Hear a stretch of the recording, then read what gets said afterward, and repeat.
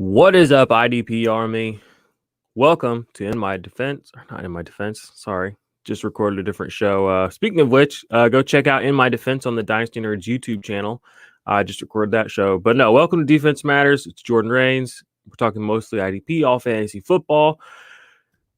Back to the rankings. Last week, missed the rankings show, guys. Did a little special show. Go back on the feed, check that out. Had some guests on, my man Jake Trowbridge, my man Marvin Eloquin. We talked about the IDP Army Invitational League.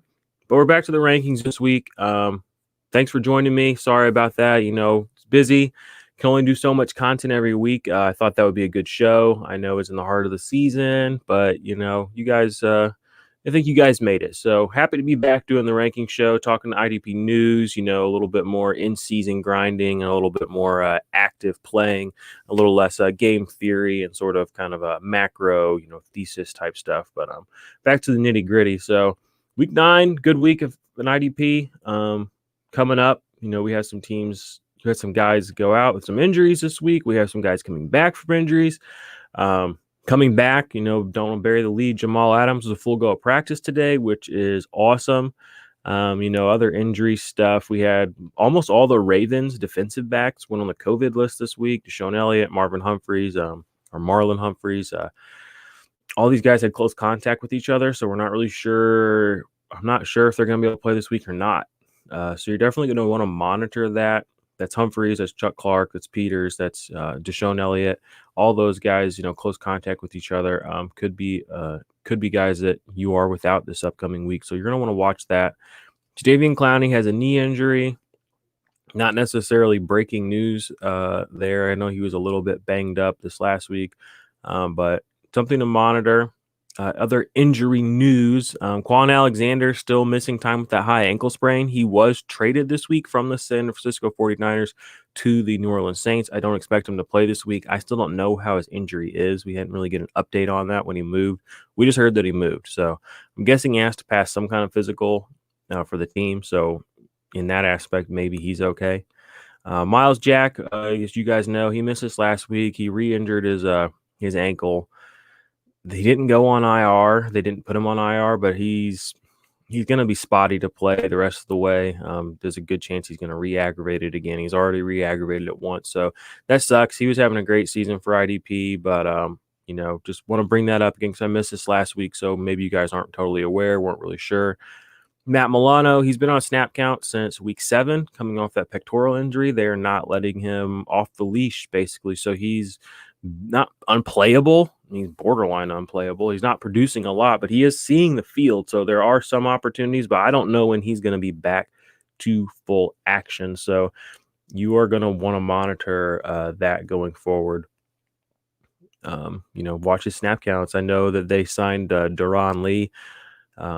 He was practicing. I saw he just tweeted something out, former Kansas City Chief, former Jets linebacker. So I don't know if that really bodes well for him. I know the other guy who was filling in, his name eludes me, but he went to IR. So maybe that's a depth signing, or maybe it's a sign that they're going to continue to rest him. So that's something you're going to have to watch going forward, guys. I know Nate Gary went on to the IR this last week. Again, you know, I'm a week late on this, but it's worth bringing up. And his absence, TJ Edwards filled in very well. He's a guy that's may still be on your waivers. You can go pick him up and basically play him in that Nate Gary role on the Eagles defense until Gary comes back. And we'll have to see how that shakes out between those two. And, you know, I know there's a pretty big campaign to cut Nate Gary, perpetuated by all Eagles fans. So poor guy, just let the man live. So, all right, well, let's see. That's most of the injury type stuff. We had some other news. We had some players get moved since the last time we were together on the show. Yannick Ngakoue has been traded from Minnesota to the Ravens. I really like this move for Yannick. I like this move for the Ravens. He's on a good organization now, which is what he's wanted. He's a good player. He's a good teammate. I like this move for him because I'm a Yannick fan. You know, we talk IDP fantasy football. He's also very good for IDP, but he's just a player I enjoy watching. I enjoy him.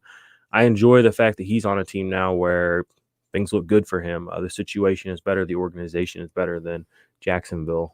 So I was glad to see him get out of there. One of the last guys to make it out of there, but he's gone now, and he's on a good in a good organization, a good system. Other big moves we had during the week, like I said earlier, Quan Alexander moved from the 49ers to the Saints. Kiko Alonso went to the San Francisco 49ers in that same trade. I'm not excited for Kiko Alonso. I think this is a Dre Greenlaw tweet, I guess, as they would say on Twitter. Dre Greenlaw is the guy that gets the uptick here. He's the guy you want on the San Francisco 49ers now, along with Fred Warner. I have little to no interest in Kiko Alonso unless an injury happens to one of the two guys I just mentioned ahead of him. Avery Williamson, this is a good one. Avery Williamson has been playing very well the past couple of weeks. He has basically been averaging 10 tackles a game, which is huge. If you play IDP, 10 tackles a game, that's just a random number thrown at you. That's a high baseline number for a guy to have on the season. That means you're basically pacing for 160 tackles. You play 16 games. That's what Darius Leonard put up in his monster year 2 seasons ago, 163 tackles. So Avery Williamson's pacing for that kind of situation. He goes from the Jets to the Steelers, though. Better offense, better team, probably less snaps available to him. There's the COVID protocol, so don't necessarily think he's going to be on the field this upcoming week either. So you might miss a week of him, but they're bringing him in to fill in for Devin Bush, who tore his ACL a couple of weeks ago. Robert Spillane has been filling in very well for him. Actually, Robert Spillane was the #1 scorer at linebacker and in IDP last week. Just across the board, had a monster game, sack, interception, bunch of tackles. I mean, he was all over the place. But the team is still bringing in Avery Williamson, more of a known commodity, a better football player. Nothing against Spillane, but I think that this was after Spillane's game that this trade went through, so that tells you that team still viewed the linebacker position is something that needed to be addressed, even with Spillane's, playing with his hair on fire that game. So no shade on him. He's had a good game. You're going to get him for another week. That's going to be awesome. But going forward, Avery Williamson is probably going to be the guy you want there, as well as Vince Williams moving forward. So that was the Avery Williamson move. I think that's everybody that got a new team. Oh, Carlos Dunlap. You guys know he's been a little disgruntled. Bengals are younger. They're playing new guys. The season's pretty much over, so that they're playing with their defense. They're playing with their personnel. They're switching guys in. They're moving things around. Carlos Dunlap's an aging veteran. They just weren't giving him play time, and he was upset about it. He let them know that, and he was traded to the Seattle Seahawks. Another guy who gets traded from a not great, kind of just okay not a great situation to a great situation. Now he's on the Seattle Seahawks, one of the best teams in football right now. Offensively, he's going to be a help to that defense as well. So love to see that for Carlos Dunlap. The playing time has been killing him for IDP this season. You never really know if he's going to get play time or not. But I think with Seattle, once the COVID protocols and all that go into effect, he's going to be their main pass rusher, their best pass rusher, just day one on this team. So those are the guys that made some moves before the trade deadline since the last time we spoke on this show. Avery Williamson, Yannick Ngakoue, Carlos Dunlap. Other notable moves: Vic Beasley was waived by the Titans, and Desmond King was traded from the Bolts, the Chargers, to the Titans. So not necessarily super relevant. He hasn't necessarily been a big IDP asset this season or anything like that, but maybe he gets some snaps out, some meaningful snaps out there for them, and maybe he makes a difference. So couple of things I want to bring up just notes-wise. Chase Winovich is basically back to being a special teams player now. Started the season off pretty good. His snaps the last 3 weeks, 4 weeks have just been dropping all the way down to single digits. He's, like I said, he's just back to a special teamer. I don't know what he did to piss off Bill Belichick and the coaching staff, but there was a point 2 weeks ago or 3 weeks ago where I saw him on the sideline getting chewed out, and I haven't seen him since then. He's played some snaps. What I've seen, looked at. I haven't watched a lot of Patriots games, but I remember watching that happen and being like, that's probably the last time I'll see Chase Winovich. And it was the last time I saw Chase Winovich. So, sorry. Sucks to suck, dude, but that's the team you're on. It's not probably what you thought when you got drafted there, but it is what it is. Other notes for the defensive line. I don't think Joey Bosa is going to play this week. He could. He's in the concussion protocol, though. He missed some snaps last week. He's had this elbow injury. Like I said, he's in the concussion protocol right now. I don't know. I don't think he's going to play this week. So be prepared to be without Joey Bosa. Melvin Ingram is going to be your guy. You're probably going to want to play there. And then the other guy, Onwasu, I believe is his name. He could get a pretty good, significant bump in play time if we do see a game without Joey Bosa this upcoming week. Emmanuel Ogbah, he had a bye week 2 weeks ago, but I wanted to bring this up. He's basically had a sack in every game in the last 5 games. The snaps are intact. He could have been dropped in your leagues or maybe isn't even owned because he's on the Dolphins and his name is not one that is necessarily associated with being a top option in IDP. But as of last week, he was a top 12 defensive lineman. I know he did not do much this week. He had a few points, but he currently sits well within the top 15. I think he's at 14 on the season right now. That's good. That's what you want. He's got a consistent floor right now, and I think there's a little upside there too. He was kind of coming on a little bit last season. I know he got injured, but he's already over 7 sacks on the season. That's good. So Emmanuel Ogbah is a guy you guys are going to want on your radar, and maybe make a move for down the stretch after he's already off his bye week. Devin White, want to bring this up. He finishes the number 1 overall linebacker week 6 and week 7. Had another good game this last week. He's in the conversation for the number 1 overall linebacker on the season, finishing that way. And in Dynasty, I think that one of the big conversations we're all going to be having this upcoming year is Darius Leonard versus Devin White. I would like to say Quan Smith will throw himself in there and in that conversation. I would like to say that, but he hasn't been as flashy as Devin White has been. Just the facts. He's playing on a team that everybody hates, which sucks. So that's not going to be good. Same thing with Blake Martinez. But we all like the Colts.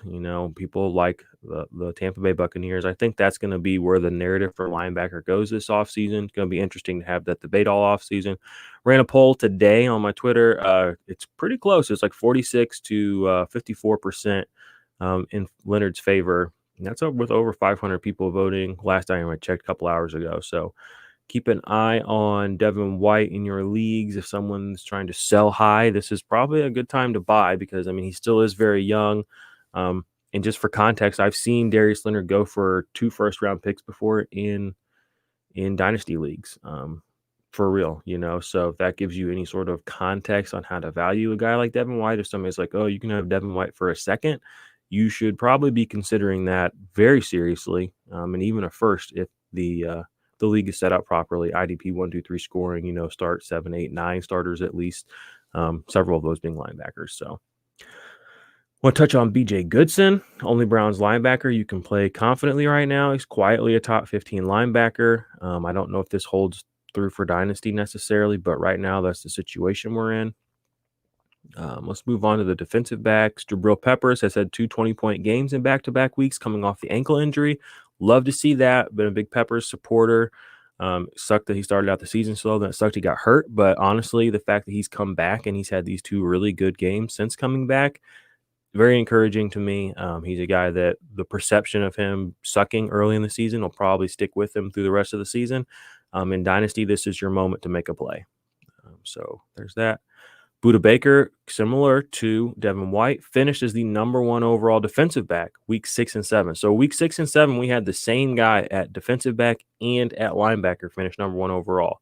It's pretty rare to do that. Any position in fantasy football, quarterback, wide receiver, linebacker, defensive line, to be able to put yourself in that conversation in back-to-back weeks, even multiple times a season, is incredible. To do it back-to-back weeks, even more incredible. So kudos to them. I think that's another conversation that we'll have in this offseason is Budda Baker versus Jamal Adams. I think people will move away from Derwin James as their number 1 overall defensive back finally, but they should have never had him there anyway. Other notes I want to talk about, Kean O'Neill, his 11 tackle performance in week 7, first double-digit tackle game since 2017. Trending the right way. Love to see that. Seems like a lot of the guys on the Atlanta Falcons are doing better now that Dan Quinn's gone.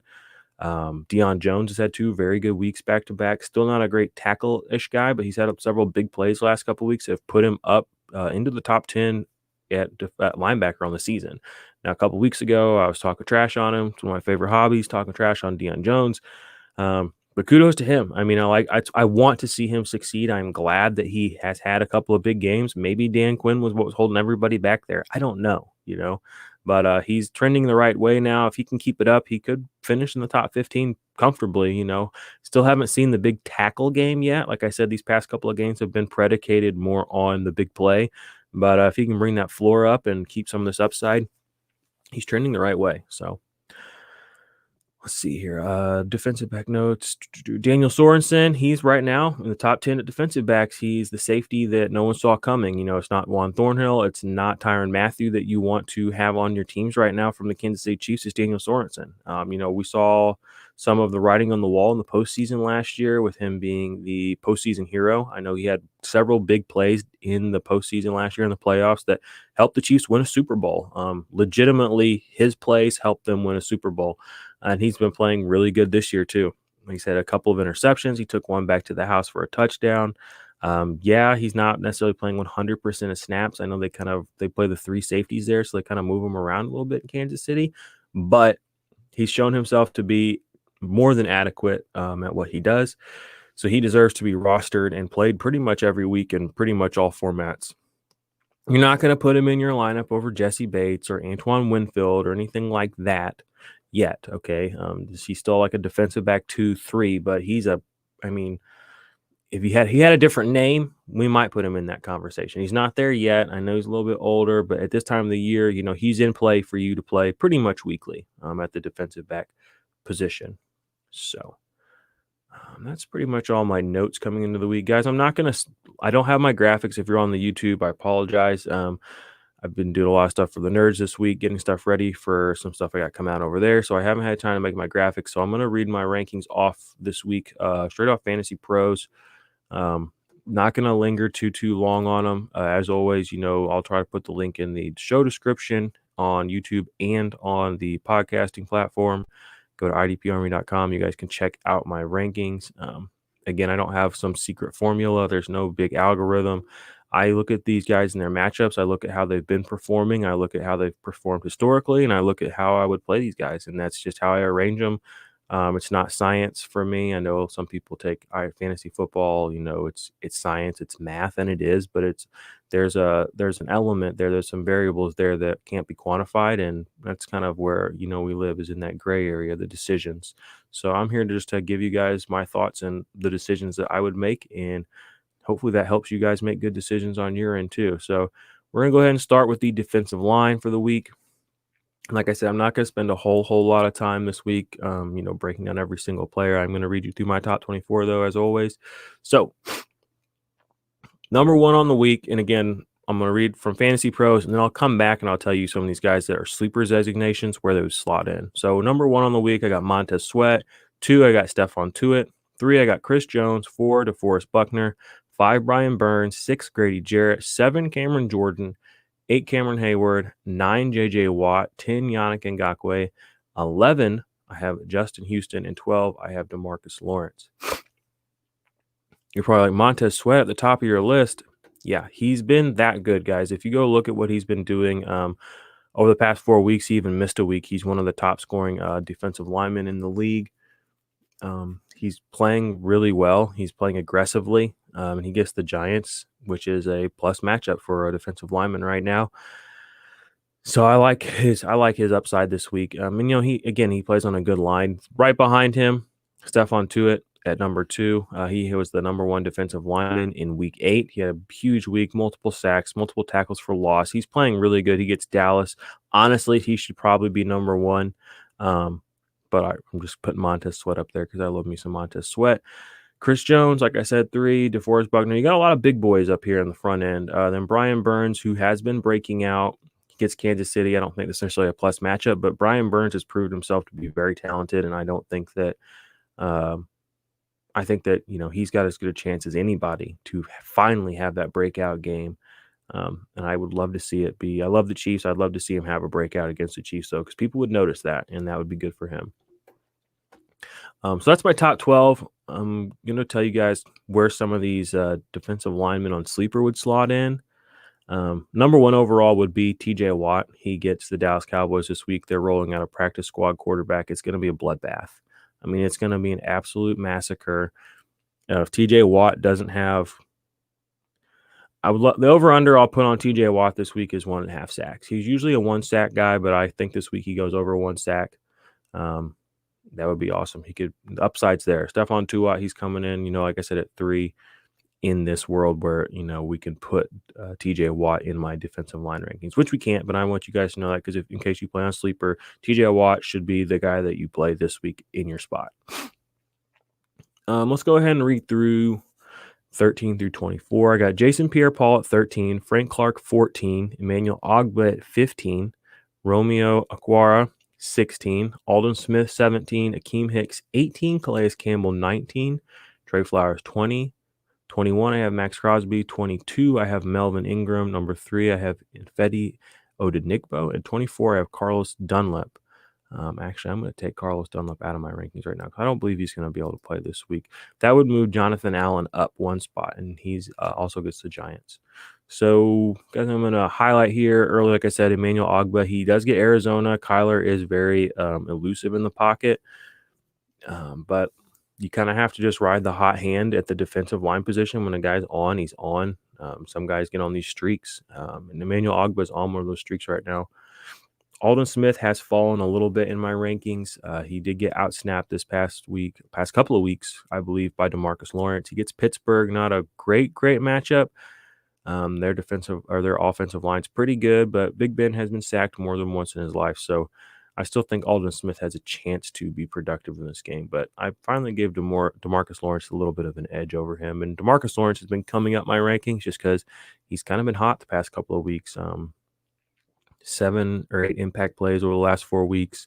I know 5 tackles for loss and like 2 sacks over the past 2 weeks. So he's really kind of come on strong lately. I know the Steelers like to run a lot, so maybe he can get a tackle for loss or 2 on old James Conner, which help get some score. Anybody else in the defensive line I want to highlight here? No, I just say Melvin Ingram. I have him at 22. Against Las Vegas, not necessarily an easy line to get a sack on, but it is a divisional game, so I expect him to bring his A game, so he's still going to be a top play. He may find his way creeping up my list a little bit as the week goes on, just depending on how, with injuries and COVID, and especially if we know for sure that Joey Bosa is going to be out, he'll probably creep up a little bit too. So, and if defensive line rankings, on Sleeper, I would have Shaq Barrett versus New Orleans at 14. Zadarius Smith, I would have him at number 7. He gets San Francisco this week. They're also trotting out Nick Mullins this week. So it's not necessarily the first stringer. You know what I mean? And that team is banged up. This will be a Thursday night game. This will actually be tomorrow. So it could end up being a bloodbath. We saw Zadarius Smith have his best game of the season in prime time on a Monday night. Or maybe that was the Tuesday night game. There was that one game early in the season where things were a little bit weird because of the COVID stuff. But you know what I'm talking about. So it could be a big game for Zadarius Smith. He kind of likes to show off when all eyes are on him. So it could be a big game for him tomorrow night. So I have him at 7 in my if you were to slide into my DL rankings. And then Khalil Mack at 15 for Tennessee. He's having a pretty good year. I'm kind of a notorious Khalil Mack, not like hater, but I'm kind of hater. But I'll give credit where credit's due. He's coming on a lot stronger this year than he has the past 2 years for IDP. So that's good to see. And then I have Bradley Chubb versus Atlanta at number 10. So those are guys that are all linebackers on a lot of platforms. But if and that's their linebackers and fantasy pros. But if you do play on Sleeper, that's kind of where I have those guys slotting in. So let's move to the linebackers. All right. So this week at linebacker, top 12 guys, I got number 1, Devin White, number 2, Levante David, number 3, Blake Martinez, number 4, Darius Leonard, number 5, Jalen Smith, number 6, Roquan Smith, number 7, Bobby Wagner, number 8, Demario Davis, number 9, Shaq Thompson, number 10, Patrick Queen, number 11, Zach Cunningham, and number 12, Eric Kendricks. Got the Tampa Bay Buccaneer linebackers 1 and 2. They get New Orleans. They played them earlier this season. I want to double check really fast how they did against them. I believe those were, of course. Yeah, so Devin White had a good game, the first game of the season against them. He had 22 points, and Levante David, again, these point totals, 23 points. So they both had very good games to start the season. High floor guys, high ceiling players, my top 2 fellas. They get New Orleans again. Let's go ahead and tell you guys. So I alluded to something the other day on Twitter that I found out that a player has me blocked. That player is, in fact, Devin White. I don't know why he blocked me. I don't think I've talked too much trash on him, but for whatever reason, I am blocked by Devin White. So there's that. Kind of hurt me a little bit inside, but whatever. We move on. Bro, hit me up. Get the IDP fantasy football community rocking. Get some more eyes on this game. Let's get you guys some of that monkey knife fight money, some of that revenue. Let's all be friends. Let's make this a thing. We're all in this together, as they like to say. So anyway, Darius Leonard's at 4. He's back up with the top dogs. He gets Baltimore. You're like, Jordan, why don't you have him at 1? Well, because I trust these other guys a little bit more right now. I mean, if I had all 4 of these guys, Devin White, Levante David, Blake Martinez, and Darius Leonard this week, Darius Leonard would be, one of the guys he would be the one I would consider sitting of those 4. So that's where I'm at with him. But he's a top option, And I mean, linebacker, and people have say, no, the IDP's flat, the position's flat. I mean, all these guys could score 20 points, then where are we? So without a yardage element in the game, it does make things a little bit tougher to split. Let's see. Anybody else I want to highlight here, really? No. Bobby Wagner had a really good game this last week, couple of sacks. It was good to see him have a blow-up game. He's always so consistent, but it's good to see him have that blow-up game. A guy like of his talent level, it's good. It's good for IDP. So we'll move on down the list. 13 through 24, I got Jayon Brown, Fred Warner, Foysaid Olakun, Joe Schobert, Eric Wilson, Dre Greenlaw.